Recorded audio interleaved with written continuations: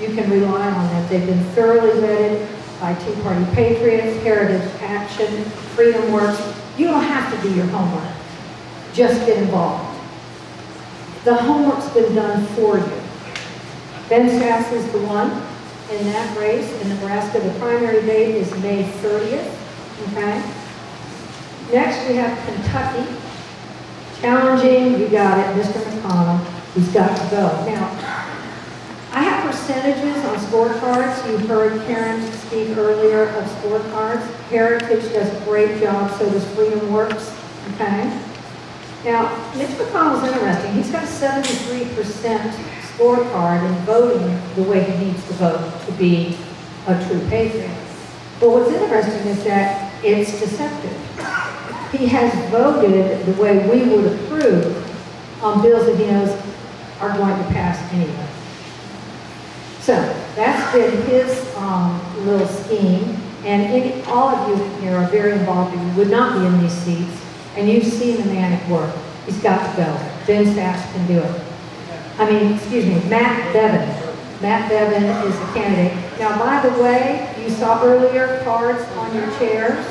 These races are on those cards. Tea Party Network made them, which is excellent. We also have copies of this flyer on the back table. We have the websites, and we've got the information for you. Like I said, your homework's been done, which is great. Next, we have Mississippi, primary date June 3rd. Senator Thad Cochran. Okay, his percentage is 41%, and he's a Republican. Which, by the way, side note, the most interesting percentage to me is Lisa Murkowski from Alaska. She's got the lowest percentage in the entire United States Senate for a Republican. Hers is 36%. So we'll probably be targeting her in 2016. Got to get her out of there. So in Mississippi, primary date June 3rd, that's Chris McDaniel is challenging Thad Cochran. Chris McDaniel is a wonderful candidate and affiliates himself constantly with Tea Party, which is excellent. South Carolina. Okay, primary date June 10th. Let's get rid of Lindsey Graham. Yeah, I'm ready. I just really don't like that man. Anyway, his percentage is, he hasn't said one thing ever that I can remember that I like. Not one. His percentage is 52%. Obviously, he's got to go. His challenger is Lee Bright. B-R-I-G-H-T. In Oklahoma, we've got Tom Coburn. He's got to go. Now, his percentage is 76, but he's a Mitch McConnell. He votes our way when he knows the bill that he wants to pass is going to pass anyway. So that ups his percentage some. So he's kind of scheme, he's got that scheme going. He's being challenged by T.W. Shannon. Okay, great candidate. Again, you can research these guys as much as you want, but trust me, your efforts are well spent in their direction. Now, we have a real interesting challenge in Kansas. Now, many of you may have heard of Milton Wolf. He's the challenger. He's Barack Obama's cousin. Okay? He is a strong opponent of Obamacare. He's a physician. And he is dedicated to Tea Party values, and he speaks openly against Barack Obama's regime and Barack Obama himself. I love the guy. I hope he stays in the race. Now, he's challenging incumbent Pat Roberts. Now, I did want to say a short thing about Pat Roberts. It's very cool. Right now, his percentage is 91% as a Republican voting our way. Fabulous, right? Listen to these percentages. In 2007, it was 50%. In 2009, it went to 77. And then what happened in 2009? Tea Party really steamrolled through. 2010, it was 91% again. Okay? Let's see, in 2011, 65, and in 2012, 54%. So he went up when Tea Party burst on the scene, and now he's back voting the way he always did. That's Pat Roberts, challenged by Milton Wolf. Let's get rid of him. And this is one of my favorites because the National Tea Party is very near and dear to my heart. I have a lot of friends in that Tea Party. and they are challenging Lamar Alexander. His percentage currently is 45%. And he's a real sleaze too. I really have to get him out of there. He's being challenged by Joe Carr. Now, I had the pleasure of becoming acquainted with Joe Carr most recently when I was in Tennessee and at one of the meetings, and I actually spoke at their meeting. And Joe Carr spoke as well. He's a great guy, and again, he's been thoroughly vetted. So you can support these candidates with confidence that you're doing the right thing. Now, what do we mean when we say support these candidates? Right now, what we are doing with election actions that was mentioned earlier by Catherine is that we are sending out information on a regular basis about these races. Right now, we are concentrating on Senate primary races because the primary dates are upon us. The Senate's very important. We will be evolving into congressional races as well. I'd love to get rid of Eric Cantor. We'll be targeting on him as well. But what we're asking you to do, and the reason we have included website information on this handout, we have asked people, challenge them to please dedicate money or time to these campaigns. Tea Party started without any real confirmed sanctioned structure. We are grassroots. It's been a difficult concept for people at times to understand what that means. We don't have a top-down executive board and we don't have presidents. That's the beauty of it. That's one reason why we've been so successful, and trust me, we have been successful on many levels, is because we have stuck to our values, which has been missing in American politics for some decades. But now we have this huge effort that goes across the country, all based on those three values: fiscal responsibility, free markets, and limited government. We have been dedicated to those values. We've been loyal to those values. That's our structure. When you get involved with a candidate that's in another state, that's across the country, and you click donate and send them $5, they know where that money came from. They know that they're generating support from outside their district, outside their state, and it's sending a message across the country that Tea Parties are working to get people elected, get the correct candidates elected, which we can do, but we have to send a message of solidarity and unity. And we can do it. We have the internet. We have websites. We can simply click on that website. You can contact the actual campaign of a candidate, ask for phone lists, so you can call voters in Tennessee. I want you to look at your finances and budget $5, $10, $20 to each one of these candidates and send it. The reason why we're very excited about this effort is the Cuccinelli election most recently in Virginia. And I don't know how familiar you guys are with that particular election. I won't go into the details, but it was in Virginia. Another good friend of mine is head of the Richmond Tea Party. Gainesville Tea Party jumped in, sent out posts, said, get involved, help Cuccinelli. The established Republicans are working against them. They have a war chest. And it sent a message that Cuccinelli was important to us in Florida. They were thrilled. They were absolutely thrilled. The campaign knew it. We worked hard. Virginia Tea Party patriots worked hard, and Cuccinelli came within just a few percentage points. He did lose the election. That's not the point. When Tea Party showed a unified front, Cuccinelli zoomed in his percentage. So I know it can work. We can send this message without having a structure, without having press releases. We don't have to do any of that. We just have to get behind these candidates. Now, on that note, earlier we had I-Elect, Ron Thornton's still here with us, I-Elect campaign election tool presented to us, okay? Working on that basis, what I would also ask for you to do is when you are traveling, find the Tea Party.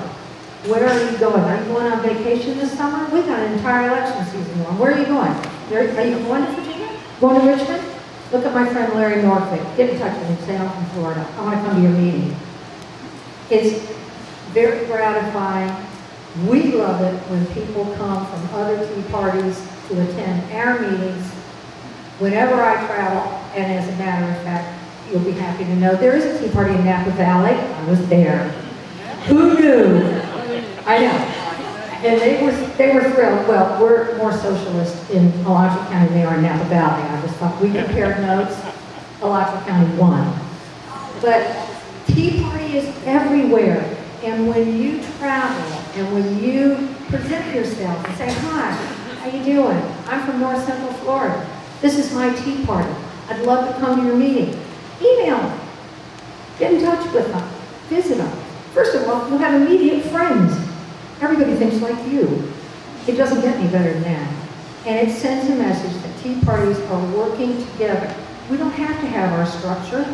We have to have our dedication and our motivation. So I am asking you to please get involved with these primary elections. Take that sheet. No amount of money or time is too small to send a message that we are going to change out those seats and take control of this country. And we're going to do it in the Republican Party, and we're going to do it by defeating the established Republicans. That's it. That's all I have to say, except to thank everybody for being here today, and please, please get involved. You can do it in your living room. Just click the button. Karen, you're on. Thank you. By the way, I wanted to say that one of the reasons why Karen was happy to have me go first is that she really has a success story on how effective we can be in her own area in Hillsborough County and down around that area. So that was another reason why I went first, because she's a reason, she shows how effective we can be. Just by doing what I ask, which is very simple. Okay, Karen's not quite ready. There was a question? Someone had a question? I was just wondering if you had any absentee ballots from the various states that you get. What's that? Do you have any absentee ballots from the various states? Okay, the question is, the gentleman over here wants absentee ballots. Why can't we just download them and print them off our computer? What do you think? Well, you know, like the liberals do, you know, vote many times, vote often, vote early. There you go. There you go. See, you're getting the picture here, guys. We can make a difference. Thank you, Kathy. This card that she was referring to was put together by Lane Watkins, who is part of the Tea Party Network. He spent, and Laurie, days and days of research. The organizations that they used as references, they went and did all the analysis of a lot of work figuring out what organizations were endorsing. And this was the result of all of his days of work. So please, take them home with you, take them, share them with your Tea Party, and get out and get these people elected. I just wanted to clarify that this was not from the Tea Party Network, it was the people in the network. And thank you very much for your hard work on that. Guys, we please let all the leaders, we want them to take 100, 200, 500 of these cards. We have about 1,000. Just like I elect, go in within your sphere sphere of influence. Did everybody hear what John Lackey said? If you are a leader, go to the... I don't need a microphone. If you are a leader, go to the back and grab you several hundred. Take them back to your Tea Party organizations and share them with everyone. They printed, how many did you print, John Lackey? We're down to our last 5,000. They're down to their last 5,000. That's all. So make sure you go and take them back and share them with your Tea Party. Take extras. They want them shared. Okay, it's me again. I just want to, and like many of you, we all wear a lot of hats. Right now I'm taking off my Heritage Action hat and I'm putting on, not my tinfoil hat, sometimes I wear accused of having tinfoil hats. Actually, I'm putting on my Tea Party hat. I am a co-founder of the Tampa 912 Project and also co-founded a PAC, Political Action Committee, in 2010. So I'm going to go in just real briefly, I think we need to not spend a whole lot of time on this, and if you all have any questions, I'm more than happy to help you. But first I'm going to talk about what I've learned in founding a couple of organizations, several organizations in fact, what I've learned about creating different organizations and what fits in different circumstances. So there's several options when you go to form an organization. The first one is really to do nothing, no organizational structure. However, if you plan to spend in aggregate, let's say 3 or 4 of you get together and you want to print off materials and go hand them out to advocate either for a person or an issue, and if you spend more than $500, then by law you are required to, you are a political committee, so you need to start filing returns with the pertinent election office. So just so know that if you do nothing, you could be breaking the law as far as organizing if you do nothing organization-wide, if you don't know the law and understand what's going on. Unfortunately, that's the environment. We live in a regulatory society, and free speech is not free anymore, but that's one option is really to do no organization at all. I know some Tea Party groups have formed for-profit organizations. That's going to give them a little, because they'll spend all their money on their meetings and everything, so they don't have a whole lot of income, so therefore they don't have a lot of taxes. They just have a little bit more possibly rigorous, tax filing obligations to do if you do that. You can form a nonprofit, which is typically what most Tea Party organizations or grassroots groups do, and that's either corporation. You go to sunbiz.org to do that. Of course, you'll have some IRS, except instead of filing an 1120 if it's a for-profit, or with a nonprofit, you file what's called a 990, and I'll go real shortly into the ins and outs of some of that. Now, if you want to be that political committee, you have 2 routes to go. You can file with the state if you're let's say looking at a state-based candidate, a governor or a House rep or anything that's at the state legislature, review the state. If you're looking at a state U.S. congressman, like a U.S. senator, obviously president, anything like that, you would file with the FEC, the Federal Elections Commission. And I just wanted to show you, again, I'm not a lawyer, but it can be done. There's a lot that we can do, and if you know a little bit, it might unravel that history and get you inspired. To incorporate in the state of Florida, real easy. You can do it online at sunbiz.org. You would just go to e-filing, and there's a nonprofit articles of incorporation. I do suggest that you seek legal advice, though. I mean, you are creating a legal entity, and you need to know more than the ins and outs. But again, I'm just trying to show you how easy it can be done. That's how we did our organization. This slide I took directly from the IRS's website. From this, here is the URL to it. But this compares the different, once you create a corporation, then you go to the IRS, and it's in this case a nonprofit, you can seek different levels. So the 2 most common are the C3, which is a charity, and the C4, which is a social welfare organization. And the C4 is what most Tea Party groups are doing. And so it gives you a little chart here, which I thought might be real interesting to show you what different organizations are allowed to do and are not allowed to do. And just looking at these 3 highlighted ones. So your donors can receive, these charities can receive donations, and it's tax deductible to the person giving the money. Typically of a church or maybe even some schools that engage mostly in education. So they do allow that the donations are tax deductible, yes. But if you get to a C4 organization, like again, maybe most Tea Parties or advocacy organizations, it would not be. But here is a lot of questions. Can you engage in lobbying or legislative activity? If you're a charity, you can, but it's limited. If you're a C4, unlimited. You can do unlimited legislative advocacy, lobbying, however you want to term it. Now, the $100 question, or the question, engage in candidate election advocacy. Absolutely not if you're a charity. Remember that their funds are coming to them and they're being tax deductible. I don't know that I would want my taxes going to advocate for Obama, even though we probably do, but so that's understandable. But a C4 organization, yes, they are allowed to. Again, this is the IRS website. It's just limited, and I'll tell you a little bit about what that limitation is. What I'm going to show you now comes from another IRS guide. It is this publication here, P4221 NC, Compliance Guide for Tax-Exempt Organizations, other than the C3. Now, they are not allowed to do any candidate activities. C4s can campaign, according to this, I'll just read verbatim. C4, C5, and C6 organizations may engage in political campaign activities on behalf of or in opposition to candidates for public office. However, the big but that you have to watch out is it cannot be your primary activity, and you cannot coordinate with another candidate, another committee, or a party. Okay, so that's a lot of people have questions and they struggle with it, and obviously you need to be careful because the IRS is scrutinizing these organizations very, very closely. But don't be afraid. You can do some things, just you have to know the letter of the law.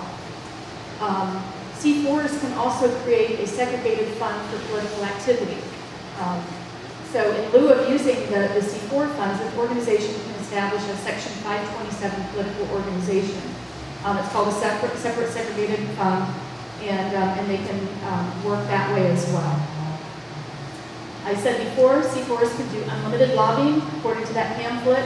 C4 tax-exempt organizations may engage in unlimited lobbying. Okay, the only caveat there is if you do any issue advocacy, you do not qualify for federal funds. I don't think, especially a lot of our groups are going to worry too much about that. So what do? If you do file form a nonprofit, like I said, you do have to file a tax return. Profits, they're 990s. They did lighten up the requirements in 2011. If your organization's gross receipts are less than or equal to $50,000, you file a 990N. It's also called a 990 postcard because it's very simple to do. If you make more money, you can do the easy form. Of course, if you're in the 200,000 or more, or if you have a lot of assets, you're going to file this is a very rigorous, intense form. So the 990, which most Tea Party organizations would qualify for, these are the requirements. You put the name on the tax form, the name of the organization, the name and the address of the principal officer named on the corporate papers. It doesn't have to be, it just has to be one that's listed. And then a statement that your gross receipts are less than 50,000. You just say yes, they were. I think you check a yes box or a no box. It's that simple. And you go to this site here. You can only file electronically, and this is the website here. And boom, you can actually file your corporation's taxes. I've done it in less than 5 minutes. So just wanted to have that. Let me switch to the other one. Just to demystify this. Now I'm going to switch gears. In 2010, in our county, we formed a political